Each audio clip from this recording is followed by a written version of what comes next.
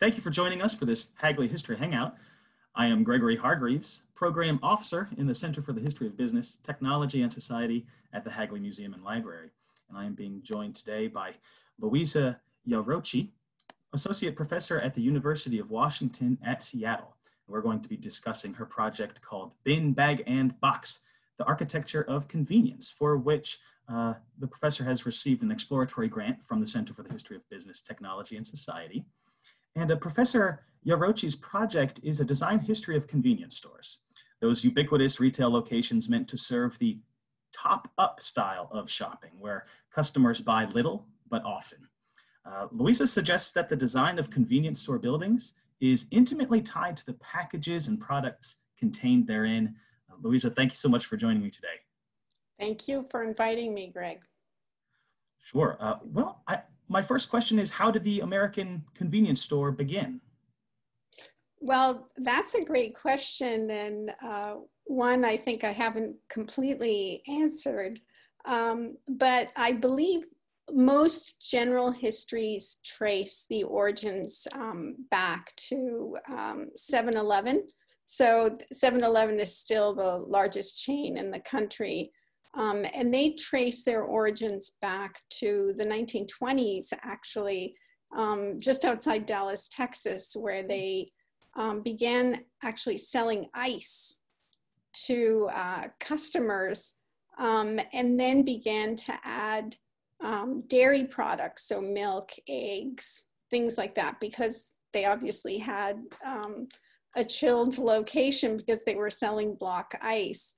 And so the origins, I haven't completely tied this down, but it's very interesting. They were referred to as cash and carry stores, and 7-Eleven's original name was actually called Totem, so T-O-T''EM, and they actually even used a totem pole in a kind of cultural appropriation at the time as a sign. And so the thing I would caution though is, I think, because very little work has been done on their history, most of the stuff I found is sort of, I haven't been able to visit I don't think the 7-Eleven resources are open to the public. So this is the story told from the perspective of this one sort of large chain, right? That there were, I think many of these stores selling ice, which would make sense that it was Texas because of the weather, and people wanted ice to preserve their food before mechanical refrigeration. And so the other argument you could make would be that, one would think of the general store, the 19th century general store, as also another source for the convenience stores, if you go back that far. But the technical origins would actually go back to the 1950s, okay, when one would argue that, the name sort of starts to emerge as labeling a kind of small store, as you described, where you could pick up just a range of grocery items, things that you might, as we know today, small household items eventually, and eventually things that perhaps were a little bit more forbidden in terms of things like, cigarettes, or even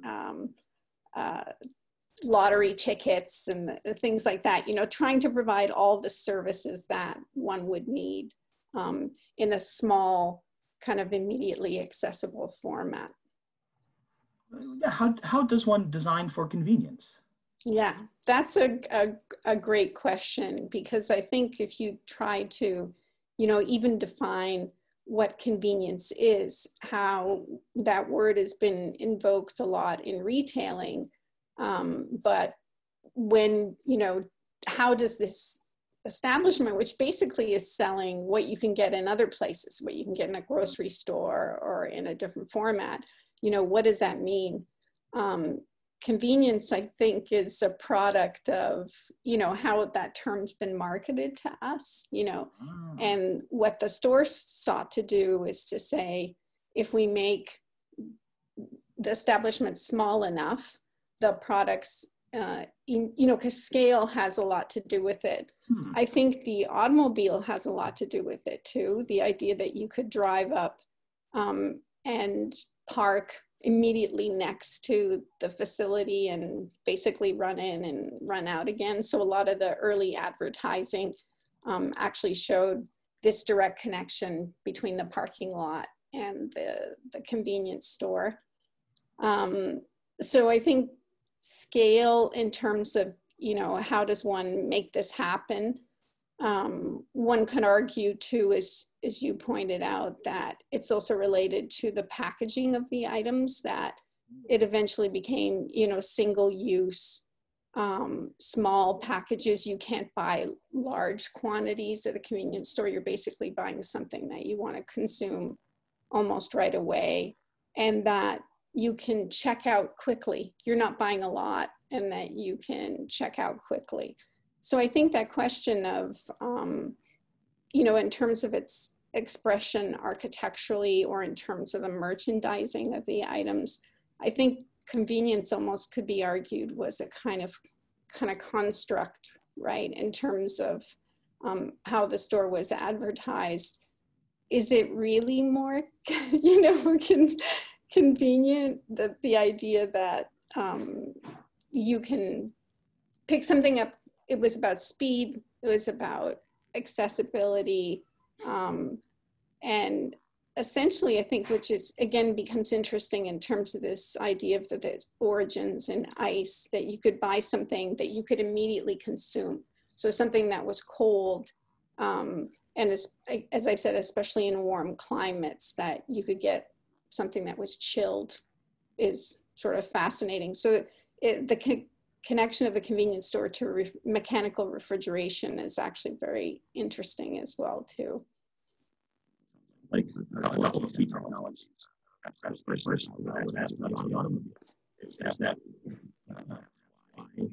you see the convenience store to become more widespread during the mid-century when the automobile is also increasing popularity. Sorry, you're breaking up a little bit, Greg. I wasn't able to catch that. If you could. I was just wondering what the connection between the convenience store and the sorry. Breaking up. Yeah. Automobiles and convenience stores. Sorry, could you repeat it? Sure. Can you hear me now? It's I can barely hear you. Sorry, we might have to hang up and try it again. I apologize. We'll try one more time here. Okay. What's the connection between the automobile and then the convenience store? Can you repeat it? Sorry. The connection between the automobile and the convenience store. Oh, okay, yeah. I just caught that part. Sorry. Yeah, the right from the beginning, even back to the ICE cash and carry stores, it's fascinating because, you know, this would have been pretty early, even in the history of the automobile. The first of these cash and carry stores, and the often show automobiles parked outside. So there was actually a kind of low portion where that was, you know, aligned with the, and I'm not going to know the proper term, but the runner board of the car, so that you could pull up, and these blocks of ice would have been, you know, heavy and large, and basically just shift them off the front open porch of the store and slip them onto the side of your car on these kind of runner board things. So it's very interesting how, even though today we think, you know, convenience stores, we see them in urban locations too, they don't necessarily, they've morphed into many different variations that we give many different names. Like, you know, if you think of the bodega in cities like New York. But the connection between the automobile, the car, and this notion, as you said, of something being convenient in the sense that you could use your car in order to pick things up. So I think there is a very strong, and the idea again, probably related to the marketing of the automobile as well, that it had to do with speed. You know, the idea that you could pick something up quickly, use your car, not have a long distance. You know, if you think of the difference between large parking lots and a mall or a large scale supermarket, because one of the things that I found so interesting was that initially, you know, the supermarket was also, you know, its origins were roughly running parallel to the convenience store. So what would make you go to a convenience store versus a supermarket? Supermarkets were selling similar kinds of notions of trying to distinguish themselves from the corner store or the mom and pop store in terms of saying, you know, it's more convenient, we have parking lots, we have a constant flow. But the idea again that the scale of the convenience store made it more what you were looking for, more immediately accessible, and that there was a closer relationship, a physical relationship between you and your car and the store in order for you to pick up what you needed to consume. So there's this idea almost of kind of immediate gratification that I think still, and you know, again, you know, that a product that you would buy was something that was ready to be consumed.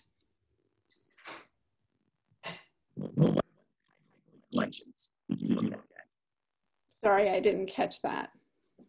Collections at Hagley. Yes. Okay. Yeah. Got it. Yeah. When I first thought about this project, I thought I had no idea how I was going to try to trace the history, as I said, because, you know, if you look at who was going to collect this kind of material. So I'd had a wonderful experience at the Hagley before. I worked on big retail in department stores. And I immediately thought of looking to see what was available at the Hagley. And it's also a wonderful, as you know, wonderful place to be and a wonderful place to come research. And what I was able to find was I learned a little bit about Wawa, which I'm sure that you, everybody in the area knows about. And it turns out that Wawa also traces its roots back to even further back. Actually, their origins are interesting because they point out there's actually a connection between dairies and convenience stores as well.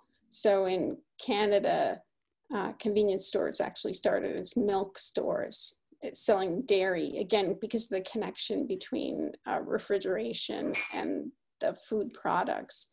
So I was delighted to find that the Hagley had the corporate records of Wawa. And so I was excited when I proposed coming, because I'm an architectural historian, to be able to look, where I started was with the audio-visual collections. And of course, it was amazing because I was able to find some great photographic information, just, you know, being able to actually study and look at what stores look like back to the 50s and 60s. You know, to someone else, they would just look like a bunch of similar boxes, but to me, they were, it was really fascinating. Again, you know, where would you find this kind of information? There is 7-Eleven was actually, I was able to contact them, and they tried to be helpful. You know, there's a lot of stuff you can find randomly online, but really to have a kind of complete record of the history of a particular chain, like Wawa, which wasn't one of the largest ones, but is great because it was representative of the way they developed. Chains actually developed locally, like had a sort of geographic scope in terms of the range of stores where they were located. So I started with the audiovisual collections, and then moved, was able to find information in terms of pamphlets, looking at the pamphlet collections in the library, just checking those types of things out. And then I finally made the trek over to the soda house, which I had never done before, because I always liked working in the library because it's such a beautiful location. And it was the first time I had, delved into actually looking at corporate records again, which for me anyway, not, really being a business historian, initially seemed like, well, this is a lot of, documentation of how the business was run, but I'm looking for something different.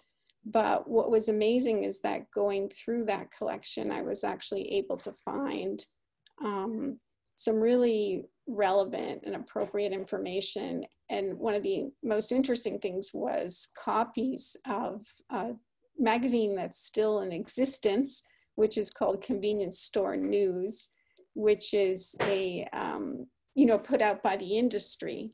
But even though it was corporate records, what was contained was numerous copies of Convenience Store News, which had, and it really meant sort of going through them in detail. But again, I don't know where else I would have found, who has kept this kind of material. So that was kind of extremely exciting to find that kind of information. And again, the soda house was a great place to work too. And again, I don't know who else would have collected, this kind of information. And even what was remarkable was things like the, even in the corporate records, finding what kind of things were being sold initially. You could see what was most popular. Again, I didn't know this before, that things like the basics, like dairy items, continued to be the most, the largest sales for the companies, basically. But then things like, as I mentioned before, things like cigarettes and things that were, you were able to pick up kind of immediately, and things that were single-use package were also constituted a large portion of the sales as well.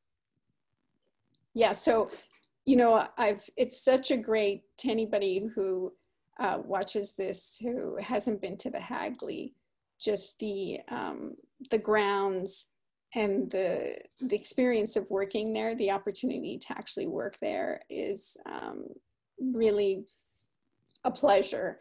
And so you get to be able to walk through the grounds, and the idea of moving from the library to the soda house initially was oh my gosh, I don't know how to use a soda house, but and it seemed, again, because if I'm correct, most of the corporate records are kept there, that in terms of the materials I was looking for, it wasn't going to be as useful, but it really just took looking through them more closely to find things that ended up being very useful.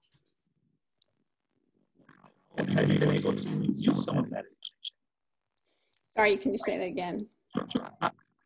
Give us an example of a document you found particularly useful. Oh yeah, that's a great question. I would say the first thing that comes to mind is the again, those copies of Convenience Store News. And what was interesting with those was they were a sort of awkward format. They were, sort of large when people were still printing things in paper, but they were directed towards convenience store owners.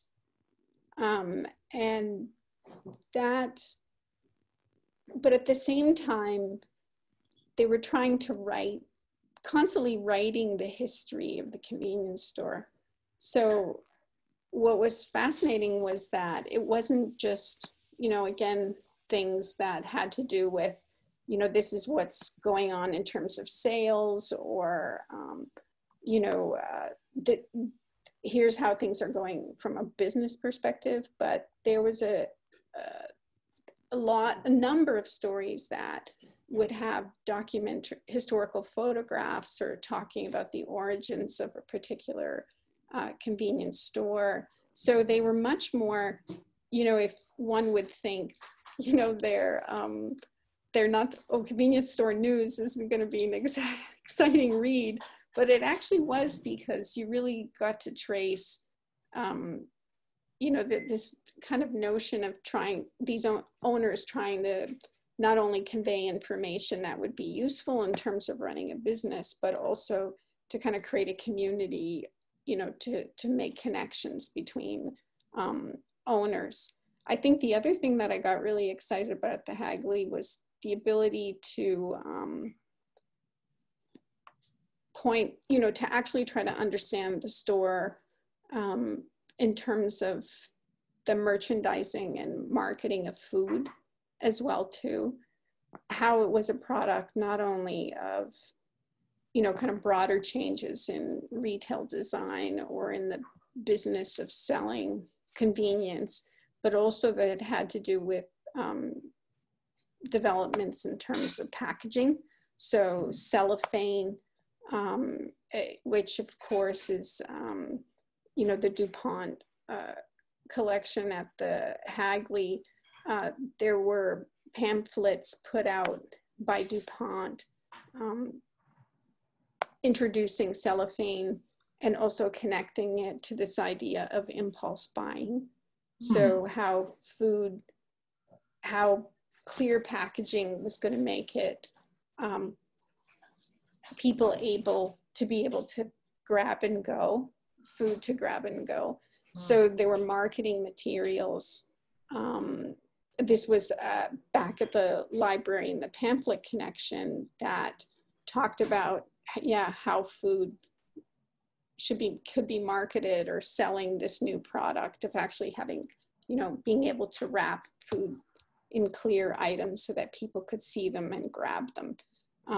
And so those kinds of materials, again, that were related in terms of packaging food with plastic. And, food is particularly interesting because in terms of visual merchandising, I came to find, because I hadn't worked in it before, because it's something that's perishable.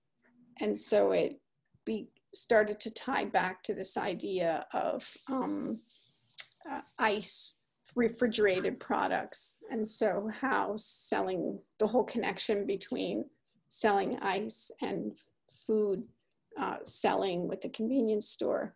So the idea that you were able to pick up one item, you could see and inspect its quality and be able to kind of walk out. And of course, this has ramifications in terms of our current environmental situation in terms of, waste. But if you think about that image versus the idea of the old general store with large barrels of food, right, that you would take out and sort of package. It took time, right, for the proprietor to wrap and package your food, and food was sold in bulk versus being sold as a kind of single consumable item. So again, those kinds of, being able to look at those kinds of sources in terms of not just the scale of the store, but all the way down to the packaging of the food, I think was a unique opportunity at the Hagley to be able to, that's the bin, bag, and box idea of the title, as you pointed out, that, thinking about the actual way that the product is being sold, in terms of how that's going to have an impact on the store itself and the design of the store. So that was, again, kind of something that was very unique about the collections at the Hagley, that there were these multiple scales of information that reflected this sort of idea of really trying to understand the store from these multiple scales as well. Well, how has the convenience store impacted American retail? That's a great and a really big question. I think, one can argue, and again, some people might ask, when I first started looking at this, because I had looked at department stores before, and that as a retail type has been much discussed, and sort of, I think most people would feel like, has had a big impact on retailing and, consumer behavior and commercial life and the kind of construct of the city. And I think the story of the convenience store, again, is one that's still being written in order to understand its significance, like in terms of understanding this kind of, again, that it has to do with a kind of larger picture of social behavior, like how we begin to construct this idea that, at least before COVID, our lives were so busy that, we wanted this sort of immediate gratification. And one could argue that our current situation in terms of online shopping, where the being able to immediately have our needs fulfilled, to be able to buy something online and then, same day delivery or same day shopping, that is a direction that, we've headed. And so one could argue that you could see the convenience store as sort of part of that story of wanting to get more and more immediate gratification in terms of getting our needs fulfilled. And when it comes to it's actually really fascinating, right? You think of our current situation in terms of also the becoming more and more separated somehow spatially from the experience, especially when you think of normally buying food is something that, which I still, is something we all, the public market, the idea of being able to inspect your food and being able to smell your food, having a kind of sensory connection to the food you buy. And so the convenience store you can see as part of that development, right? That we've moved away, now by necessity in our current situation, that of us seeking this immediate gratification, and also from becoming more and more distant from that kind of idea of having a one-on-one relationship with the food we buy and the food we eat. And I think again, it becomes quite interesting in terms of thinking. What I found so fascinating about the convenience store is that the connection between the packaging of food and the marketing of the food and the actual physical design, the large scale design of the spaces. And, we could even look at the convenience store and see, is there a connection now, if we think about how we're buying food online now, to think about how packaging has evolved as well too. What are we seeing in order to buy?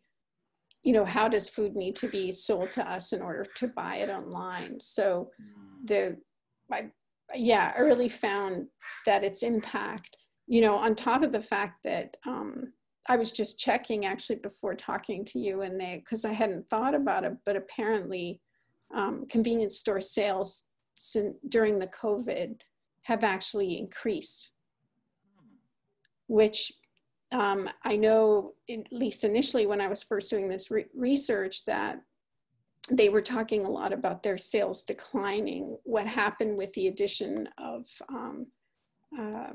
gasoline, because you can, you know, now you can also argue the convenience stores that are attached to gas stations have become a whole other type. My type, at least initially, was the standalone, you know, convenience store in a parking lot. But that sales were declining, that they, you know, with online shopping, of course, they, you know, they were losing. And the idea that you could get something 2 hours later if you needed milk, you didn't have to get in the car and go get it, but you could get it delivered to your door. But what was interesting is that people felt, you know, in this current crisis that that they felt more comfortable going to a convenience store to pick a few things up, again, because of that sort of quick experience, rather than, you know, even, so convenience store sales apparently have actually done okay during the crisis. And, you know, even the idea that it would be considered something essential that would continue to be open is a kind of fascinating idea as well. So I don't know, that's a really great question, Greg, you know, as to, I think I'm still working on what their impact is, but I think you can see, you know, and they really represented something so different from the supermarket trying to say, we're going to offer you everything, right? We're going to try to, you know, variety, scale, you know, the supermarket was something different. And why go to a convenience store when you can really buy everything you can get at a convenience store somewhere else? But the idea again was that it almost curated, you know, what your immediate needs would be, which is, yeah, kind of fascinating. And just from a design perspective, they're very fundamentally different. If the convenience store is meant to get you in and out quickly, the supermarket is often designed to keep you in there as long as possible. That's totally true. Yeah.